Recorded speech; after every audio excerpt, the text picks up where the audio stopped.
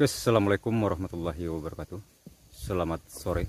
Alhamdulillah di hari ini kita sudah sampai di jadwal penanaman alpukat.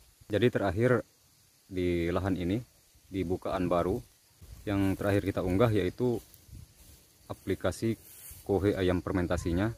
Dan sekarang sudah sampai 10 hari setelah aplikasi. Hari ini tibalah waktu penanaman bibit alpukatnya. Jadi langsung saja cara penanaman yang kita lakukan di kebun praktek kita, yang dilakukan oleh teman saya itu. Jadi kohenya kita timbun dengan tanah lapisan atas, dan jangan lupa untuk dibuang perakaran tanaman liarnya.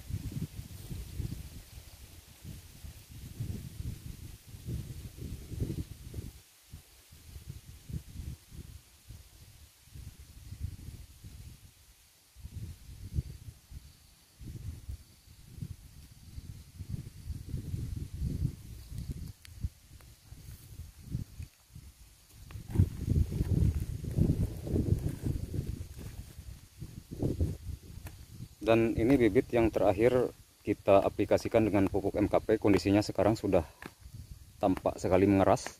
Jadi inilah keuntungan aplikasi MKP 1 minggu sebelum tanam pada bibit tanaman buah. Salah satunya tanaman buah alpukat yang kita lakukan sekarang ini.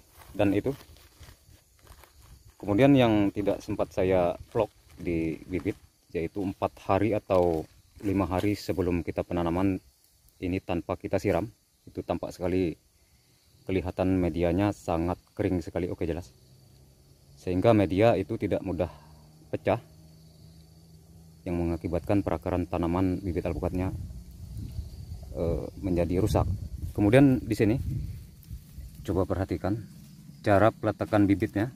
Jadi bibitnya tidak kita benamkan terlalu dalam, jadi itu lebih kurang 5-10 cm itu agak nongol ke atas permukaan. Oke, jelas sekali itu. Jadi tujuannya nanti supaya ring cincin yang pernah saya sebut sebelumnya, jadi ring cincin itu perbatasan ini, perbatasan daun lembaga kotiledonnya yang tumbuh dulu dari seedling, usahakan nanti jangan terbenam ke dalam lubang tanam, sehingga nanti akan menyebabkan pertumbuhan tanaman alpukat ini akan terhambat ketika kita menanamnya terlalu dalam. Dan selanjutnya kita timbun.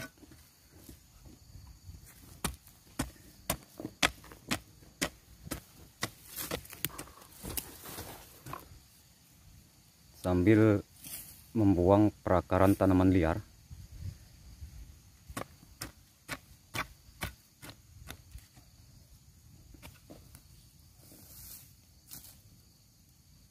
Media bibit yang agak nongol ke permukaan tadi, ini sekalian kita timbun seperti yang dilakukan oleh teman saya. Oke, jelas.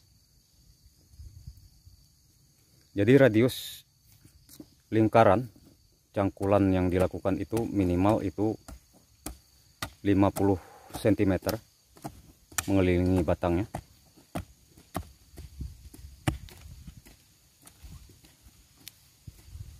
Kalau lahan bukan baru seperti itu, sangat banyak sekali sisa-sisa perakaran tanaman liar di bekas lahan ini.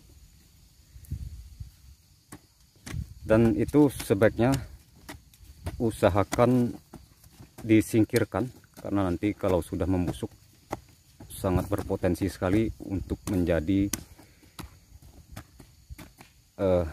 patogen penyakit.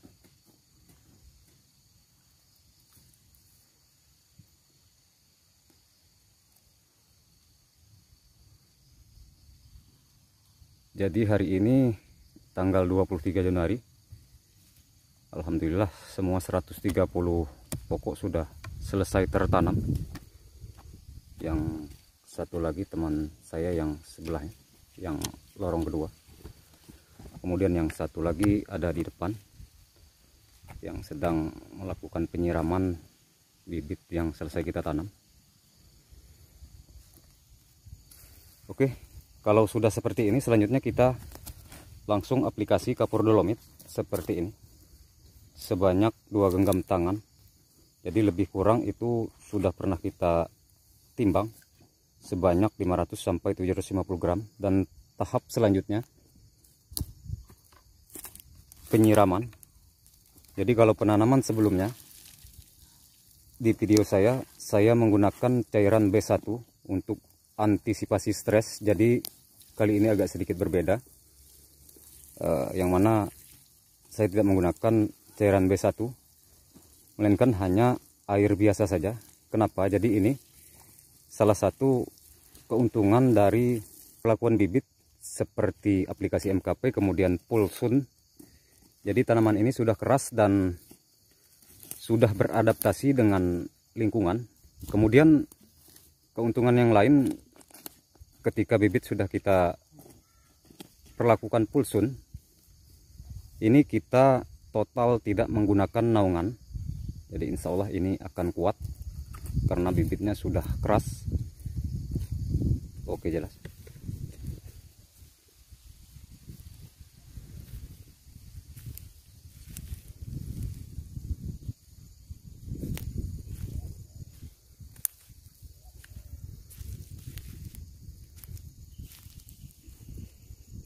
Jadi beginilah kondisi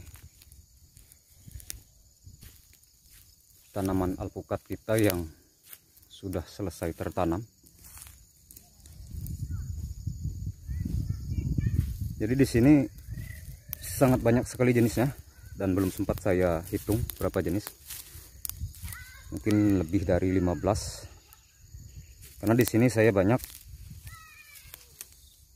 untuk tujuan pengamatan jenis mana saja yang cocok, jenis mana saja yang tidak cocok di MDPL 17 Pulau Bangka ini.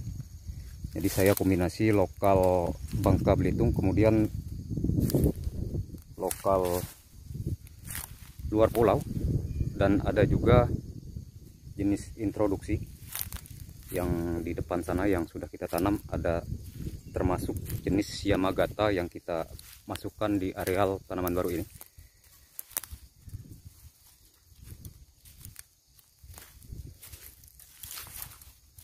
Namun yang banyak di areal ini,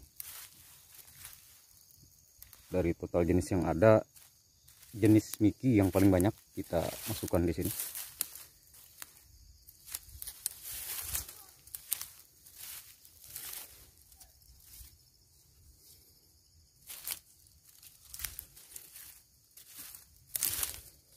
Jadi kondisi lahannya masih berantakan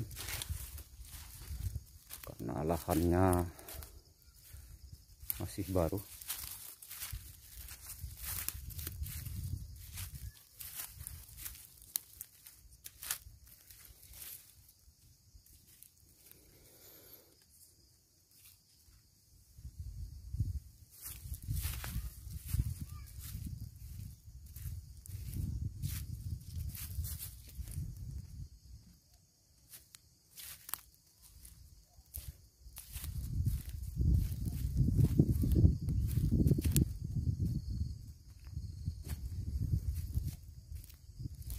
Jadi sampai ke ujung sana sudah selesai semua.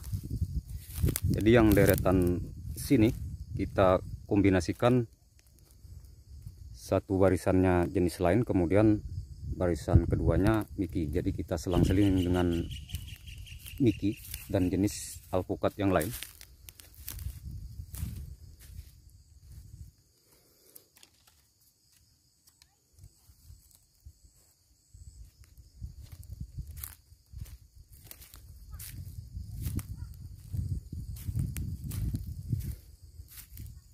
Dan di sini saya juga ada koleksi beludru.